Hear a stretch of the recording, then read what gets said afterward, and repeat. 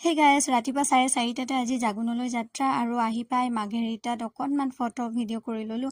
আৰু চাওক, ভিউ ইমান ধুনীয়া, মানে চাৰিওফালে অকল প্ৰাকৃতিক পৰিৱেশেই, পাহাৰ আৰু গোটেই মানে কি ক'ম আৰু, প্ৰাকৃতিক পৰিৱেশটো ইমানেই ধুনীয়া আৰু ঠাণ্ডা ঠাণ্ডা একেবাৰে। আৰু আহোঁতে দেউতাৰ ফেক্টৰী পালোহি আৰু দেউতাৰ ৰাস্তাতে ৰখি আছিলে। আৰু এইফালে চাওক, ফল মূলৰ গছৰ পৰা লৈ ফল ফুল মানে গোটেইখিনিয়ে ফেক্টৰীটোত আছে আৰু ইমান ধুনীয়াকৈ ৰাখিছে ফেক্টৰীটো। অকণমান ভিউ দেখাইছোঁ আৰু দেউতাই সদায় কৈ থাকে মই কেনেকৈ থাকোঁ, ক'ত থাকোঁ, চাই যায়হি।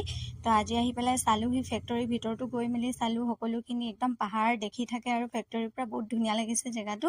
আচলতে প্ৰাকৃতিক পৰিৱেশটোৰ কাৰণে বেছি ভাল লাগিছে আৰু দেউতাও খুচ যায়, মানে ফেমিলি আহিছে আজি বুলি কিনে।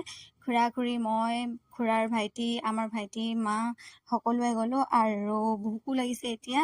আমি ফেক্টৰীত খানা নাখালোঁ, আহোঁতে আমি ডিগবৈত এখন মানে ধাবা পালোঁ, তাতে আমি খাই ল'লোঁ আৰু এতিয়া ঘৰলৈ যাওঁ খাই বৈ। বাই বাই, আজিৰ ভিডিঅ' ইমানেই।